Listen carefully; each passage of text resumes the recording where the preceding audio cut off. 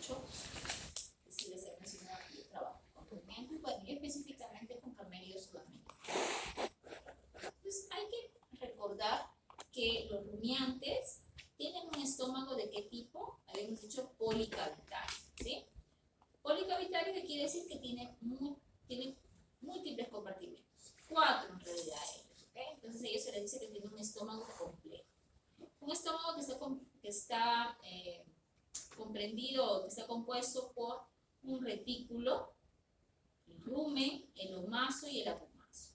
Esas son las 4 cavidades. Pero cuando el animal nace, esta es la distribución que tiene. Miren, ¿cuál es el compartimento que tiene mayor proporción? Abomaso. El abomaso.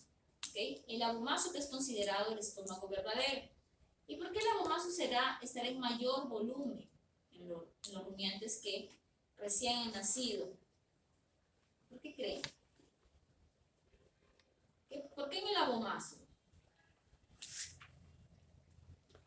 Abomaso, estómago verdadero. ¿Qué habíamos dicho que pasaba en el estómago verdadero?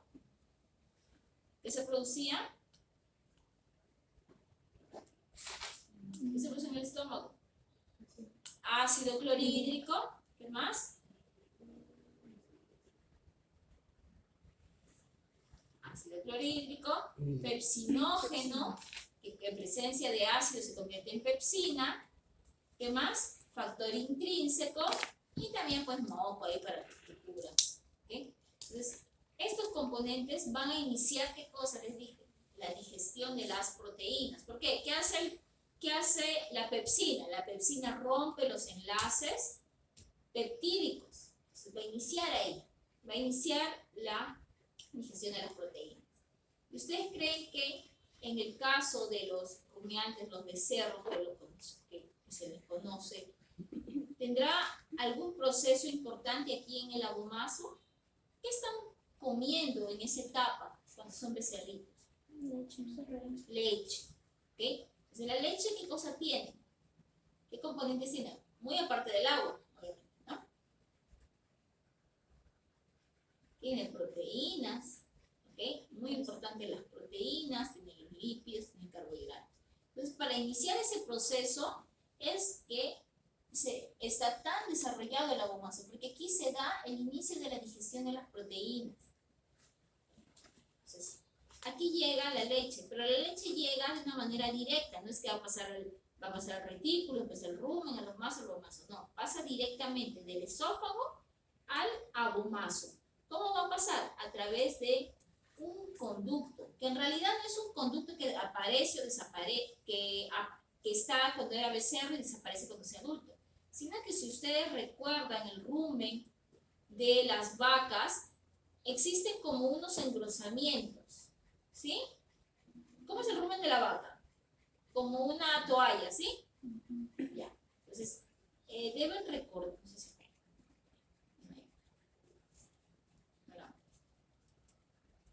aquí en el mercado una vez se mandó a su mamá a comprar esto, entonces se llama, ¿cómo se llama esto? De mondongo, ¿no? Mondongo. ¿Alguna vez les han mandado a comprar mondongo? Sí, no me gusta. A mí tampoco. ¿Sí? Desde que yo anatomía no me gusta. Mondongo, o sea, ¿no?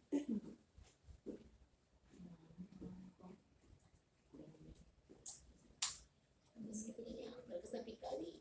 Acá se nota algo, pero no se nota en sí lo que quiero enseñarles. Pero cuando han visto ahí colgado el mondongo, deben haber visto que no es, este es retículo.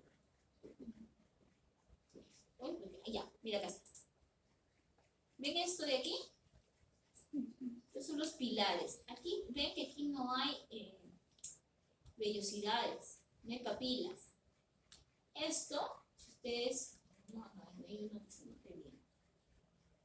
Pero si por anato deben haber visto, no sé si lo han visto. Yo tampoco me acuerdo que cuando haya hecho anatomía haya visto esta parte. ¿Qué se ve? Esos pilares están como que en una línea. Entonces, ¿qué va a pasar? Cuando el animal es becerrito, estos pilares están uno en cada lado. Estos pilares se unen y se giran entre ellos, ¿okay? Es decir, como que cierran herméticamente ese paso. Entonces, están así, los pilares están así.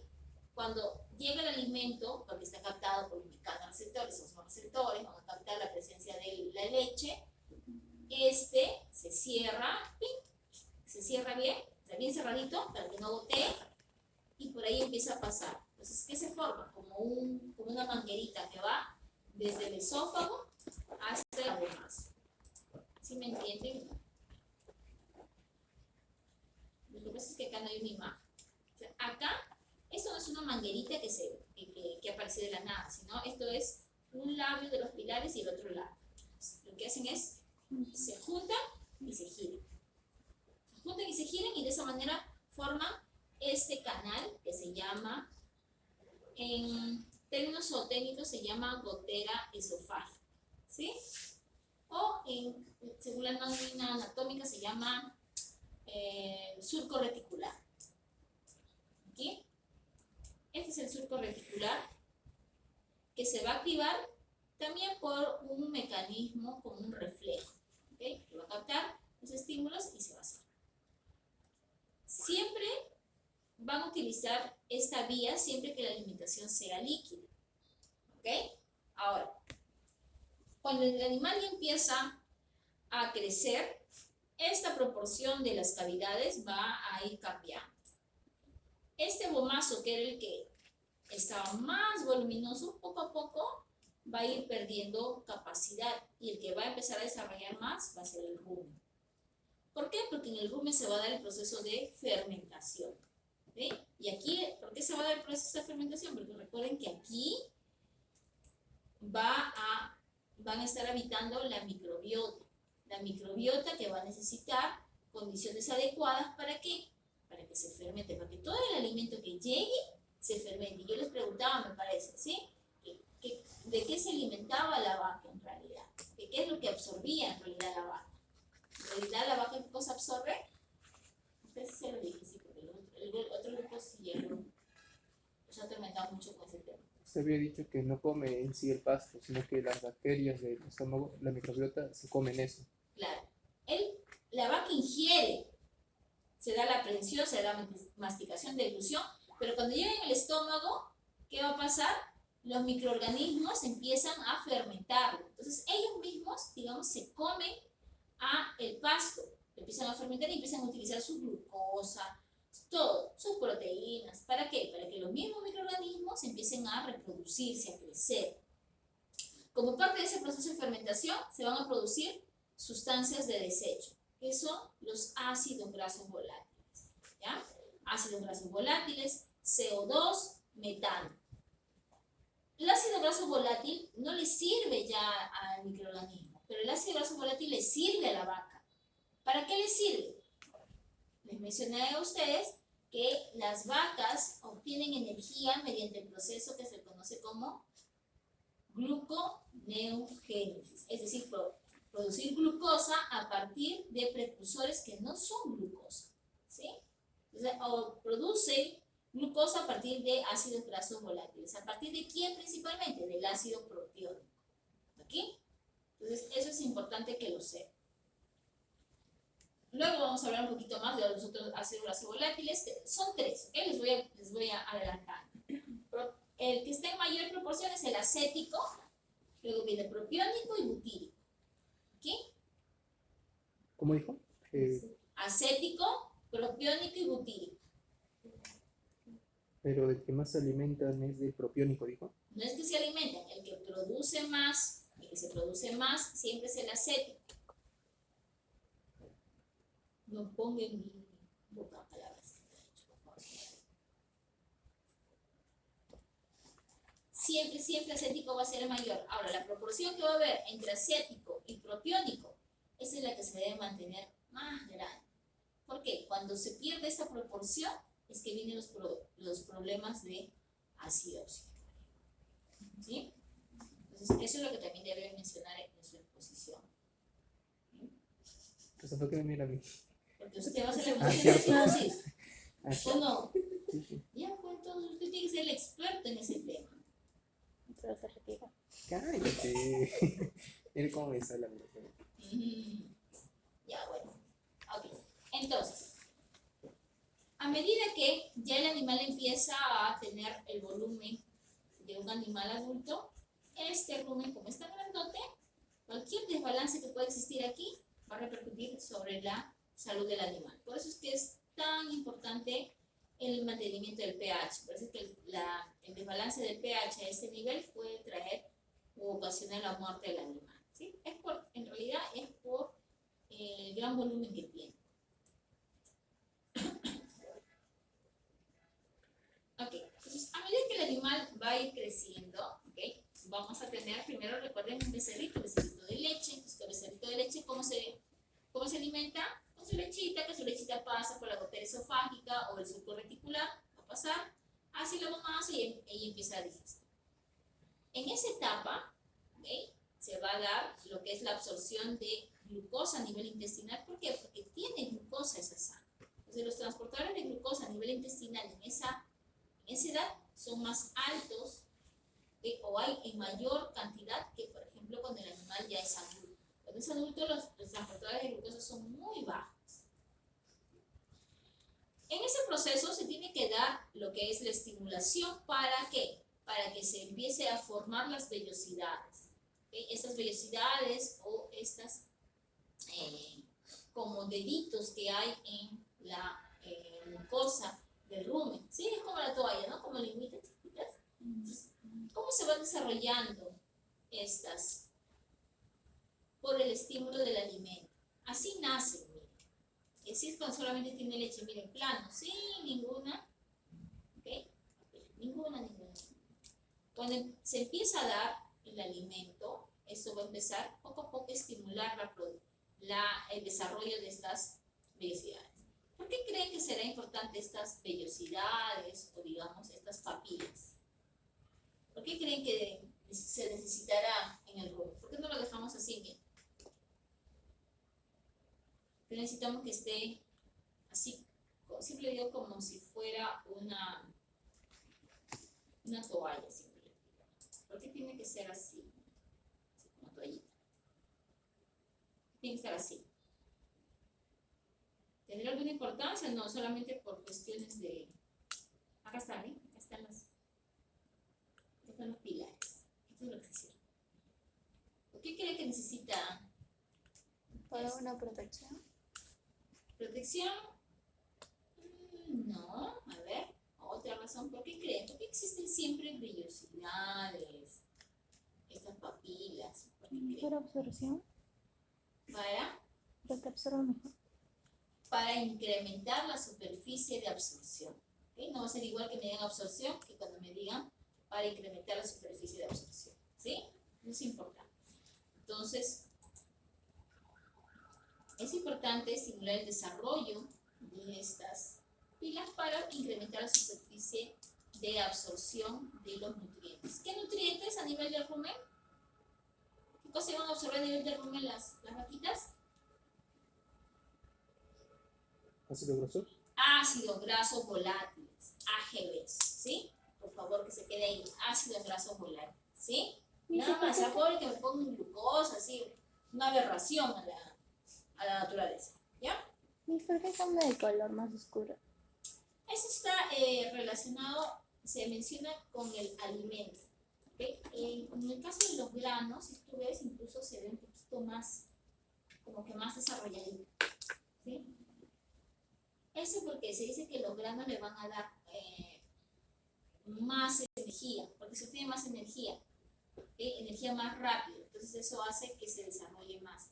Ahora, eso hasta cierto nivel, porque no le puedo dar todo grano, porque eso induciría que el animal se desbalance el pH en el rumen y produciría una cirrosis. Y la coloración está dada como una medida de protección. A medida que hay mayor desarrollo de papilas, se ve un poquito más coloreado, como negrito, así como en el caso de las más viejas, ¿sí ven? Un poquito de coloración, algo así, que es propio de este proceso de desarrollo de las papilas. Aquí, acá está, esto sí conocen, ¿no? ¿Qué es este de aquí?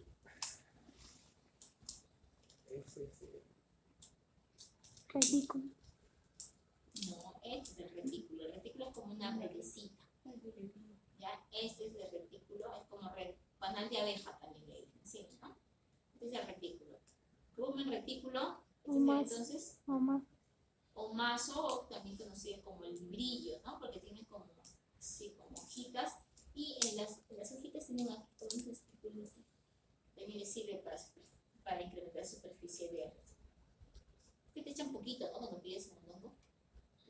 ¿Por qué? Porque es chiquito. ¿Y esto qué será? ¿El almazo o el cuajo? ¿No? El cuajo le llaman.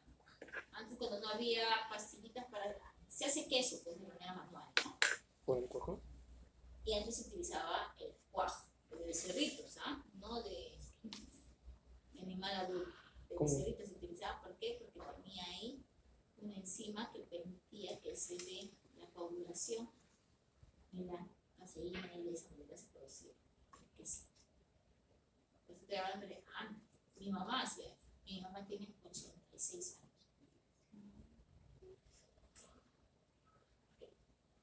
Algo que también es importante que tengan en cuenta en rumiantes es lo que se conoce como la estratificación del alimento.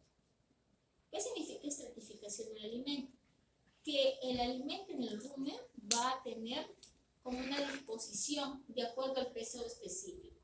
Principalmente vamos a estar hablando de que en la base del rumen va a haber contenido de alimentos que están muy finamente, ¿ok? Que son partículas muy finas, ¿ok? Y hay más agua, como que es más pesado, ¿ok? Como es más pesado está abajo. Y como está aquí abajo, está muy cerca a lo que va a ser la zona de salida. ¿Salida hacia dónde? ¿Cómo es el orden? ¿Cómo pasa?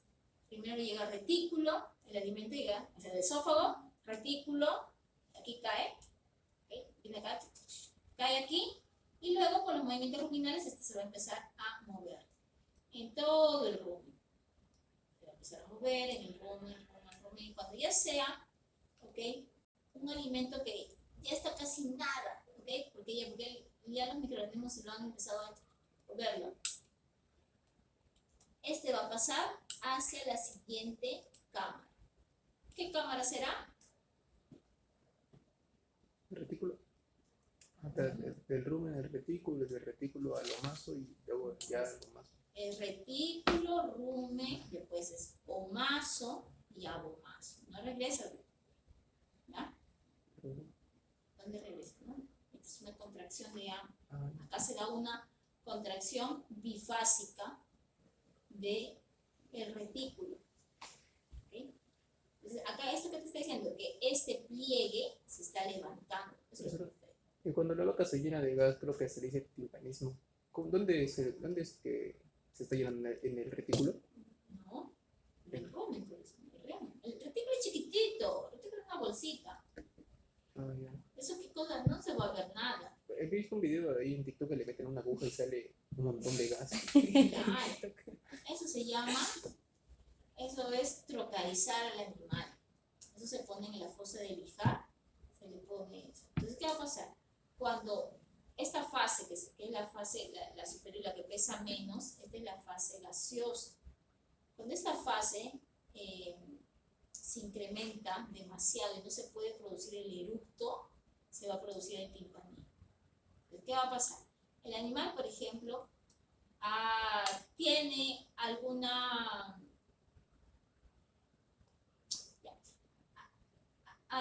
deficiencia en lo que es la motilidad. Entonces, para que se dé el eructo, se da por unos ciclos que se llaman los ciclos B. Entonces, ¿qué va a pasar? Esta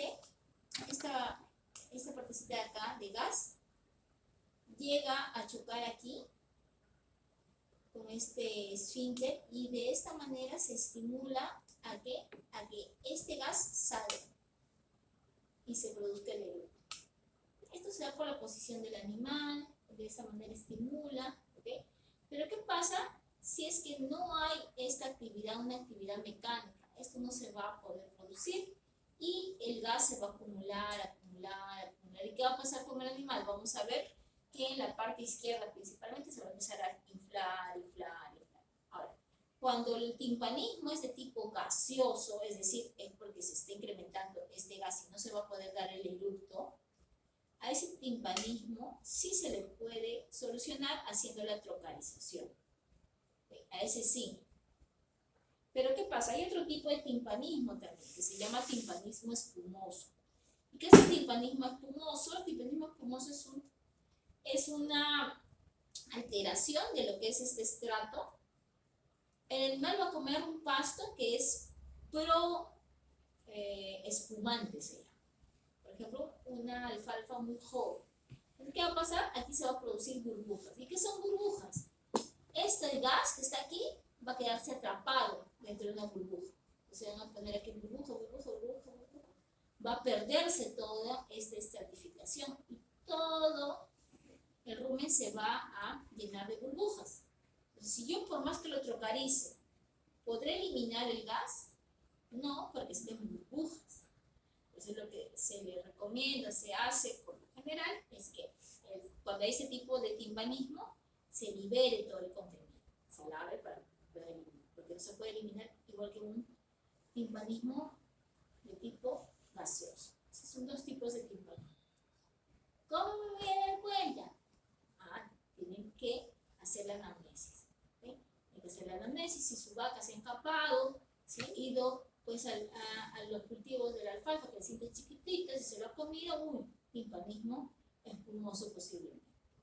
¿Okay? O si de repente la vaca, no sé, tiene alguna obstrucción aquí a nivel de cardias, ¿qué vamos a tener? Que aquí tampoco va a salir el gas. Por más que todo esté bien, no va a salir. Entonces, en el caso de obstrucciones, de neoformaciones que impidan el eructo, también se va a producir ese timpanismo. Entonces tienen que hacer eso. ¿Qué más? Se hace análisis, pues, ¿no? Se hacen análisis, pero no que le voy a sacar a la vaca la sangrecita. No se hace el análisis o el examen físico del animal, se hace la percusión para escuchar cómo es el sonido, si es aire o no es aire. Cuando es aire, ¿cómo suena? ¡Ping! Sonido de tambor. Sí, pero es un sonido metálico, como la pelota del básquet, cuando la ping, ¿no? Suena ting. Asumo que ustedes harán su práctica también con los bovinos. De verdad, pues, ¿no? No creo que vayan a hacer con maquetito. Porque así con la vaca ahí le van a hacer, y se les hacía eso, ¿no? Pero es un problema frecuente, ¿no? Por lo general, más frecuente. Eso va a depender mucho del manejo. He visto que en producción extensiva sí es por ejemplo, mi tío que estaba criando el año pasado se le murieron sus 5 vacas por el mismo problema, pues. Y como está criando en Ayacucho, ahí no hay veterinarios, pero solamente son las personas con su conocimiento empírico, pues, ¿no? Mi abuela, mi abuela. Y cuando se le inflamó la vaca, él dijo que la vaca parecía que iba a volar, la vaca se había hinchado así. Y nadie lo vio, pues. Él estaba tratando de empujar a la vaca así para que bote eructos, nada. Claro, tiene que trocalizar en Juan. Pero no había ahí nadie que supiera hacer eso. Tiene que meterle así una aguja. Claro, en cualquier sitio, no, en el corazón. Ajá. O sea, no en cualquier sitio. Tiene que ponerle justo, en la cosa de lijar. Él había visto videos de cómo hacerlo, Ya. pero a la hora que saca la aguja, el troca, el cuchillo. esa troca, ya pues la vaca ya no supo qué hacer, o sea, dijo, ¿la curo, no la curo, qué hago? Y la dejó ahí nomás, y bueno, ya ahí se apareció otra vaca. Tiene que ser rápido. Mira.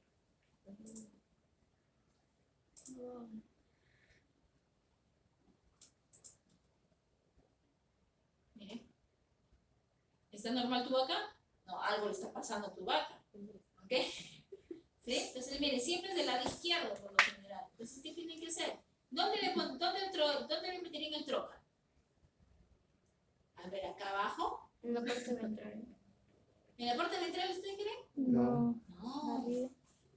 Lo mejor sería por la parte de arriba, porque recuerden que también que la estratificación está más arriba, ¿sí? Entonces el gas va a estar está aquí, está más arribita. Entonces, como está más arribita, voy a tener más éxito si lo pongo aquí, por ejemplo, aquí, ¿no? Aquí, hasta aquí debe estar, no más, pero por aquí. No lo voy a poner por acá, nunca se pone por ahí, ¿no? Porque incluso podría de repente pinchar otro órgano, por ejemplo. Porque cuando se da esto puede desplazarse incluso otro. Entonces, por aquí. Localizar es lo mejor. Es una de las pocas cosas que puedo hacer. Ahora, le puedo dar alguna sustancia que estimule el eructo, sí, pero si es que si se ha tragado algo, pues se tragan algo y el animal no puede, pues la electroporación es la única cosa. Este es gaseoso también, ¿ve? ¿Cómo dice su compañero que dice que estaba volando? Sí. Bueno, así también está mi tío también. Yo también sé que tenía timpanismo, ¿no? ¿Cuál es el problema? ¿Por qué mueren? En realidad mueren porque muchas veces por el paro respiratorio, por una asfixia. Porque recuerden que la cavidad va a ir incrementándose, se va a presionar, no va a dejar que el diafragma pueda bajar y pueda respirar. Además que también está presionando el vago y todo. Entonces, el animal muere asfixiado. Y si está así, miren, tiene que ser rápido. Tú entonces, lo compensas y le sacas el gas y ya. Una vez mi cabrita, cuando estaba haciendo la clase de cirugía de mayores, nos daban una cabra. Yo le dije a mi compañero que no lo pusiera así, porque a los animales no se le puede, o sea, a los rumiantes no se le puede operar muchas veces de cúbito. Le dije, no, pero se va a timpanizar, ¿no? La odiosa. Y mientras estábamos haciendo el proceso, se empezó a timpanizar. No gritando ahí. Estábamos haciendo una abomasopexia. ¿Abomasopexia? Sí. ¿Qué es Una eso? abomasopexia es fijar el abomazo. ¿Por qué? Porque el abomazo también se mueve. Hay desplazamiento del abomazo. Es interesante lo mismo. Y ya nosotros estábamos así, ¿qué vamos a hacer? ¿Qué vamos a hacer? Y la profesora, la doctora Milena, tranquilaza, ¿no? Con una aguja de 18 en la rosadita. Yo ya pensé que iba a morir ya. Y si la hice, bajó y dijo, ya no, póngale bien, muévalo. Pero eso es algo clásico que haya timpanismo. ¿Sí? Y lo único que tiene que hacer es eso. Pero revisen siempre si es timpanismo espumoso o gaseoso. ¿Sí? ¿Qué cosa le pasó a la vaca? Bueno, según mi tío dijo que la vaca aumentó su tamaño. Pero ¿qué cosa había pasado? O sea, de ya. nada. Se había puesto cosas de la vaca, no sé. La verdad, o sea, él no sabe qué es lo que ocurrió. Yo me imagino porque él tenía ahí vacas, cuyes, conejos, patos y pollos. Yo me imagino que en una de esas la vaca se escapó, se comió la alfalfa de que tenía almacenada así de los cuyes. Y también tenía su maíz almacenado en otro garaje. Me imagino que la vaca encontró la forma, pues, ¿no? Y se comió la alfalfa o se habrá comido el maíz que tenía. ¿Pero los 6 a la vez? No, o sea, no las hice a la vez, no. Uno cada 2 meses, cada 3 meses. Ya, porque es que a la vez es otra cosa. A la vez puede ser una intoxicación, una cosa así. Entonces, hay que ver. Ahora, cuando hay vacas que suelen tener timpanismos por repetitivos, muchas veces, ¿qué es lo que hacen? Les ponen una fístula. Esta es una fístula. Entonces, cuando empieza a inflar, ¿qué cosa hace? Le abren la fístula y se le pasa. Pero solamente lo he visto en países que tienen pues, animales de alto valor genético. Acá no he visto ese principio. Ponemos la fístula, pero animales con los que vamos a hacer estudios. Por ejemplo, este es de una alpaca, ¿verdad? Porque es la mucosa. De una alpaca, pero son para efectos de tipo de investigación. No es por hacer el tratamiento o la prevención de timpanismo. ¿Sí? Entonces, hay una de las importancias del timpanismo para estos procesos. Entonces, recuerden que la certificación va a ser importante para delimitar qué alimento va a pasar ya. Entonces, acá está la zona que va a pasar hacia el siguiente compartimento. Y esto se le conoce como, acá hay bastante agua, esta se le conoce como la fase líquida. ¿Ya? La fase líquida es la que va pasando. Y aquí hay microorganismos que están en el agua, ¿okay? Digamos aquí en el agua del rumen, microorganismos que están pegados en el alimento y microorganismos que están pegados en las paredes del rumen, ¿sí? 3 tipos de microorganismos que están aquí. Ahora, hay que recordar también aquí que estas vaquitas, ¿por qué se llaman rumiantes? Habíamos dicho que por rumiar. ¿Y qué cosa era rumiar? Era remasticar el alimento. ¿Para qué? Estos animales en un inicio, digamos antes, sus ancestros, no poseían un estómago tan complejo, con tantas cavidades, sino en el proceso de adaptarse a las nuevas amenazas, ellos optaron eran herbívoros que tomaban grandes cantidades de alimento y lo tragaban. Y cuando ya estaban, ¿por qué? Porque veían a alguien que les estaba amenazando, ¿okay? Algún depredador, y se iban, y ya cuando estaban tranquilos, se dice que ellos regresaban este alimento y recién se ponían a masticar. Y esto poco a poco hizo que el estómago se vaya convirtiendo en cavidades. Y así también vemos que cuando el animal nace, el rumen está limpio, no tiene microorganismos. Poco a poco se va a ir poblando esto con microorganismos, con la microbiota, ya sea con el acicalamiento de la madre, el consumir el mismo agua que toma la madre, el alimento, etc., va a permitir que eso se dé un repoblamiento. ¿Sí? Eso es importante que también lo mencionen. Entonces,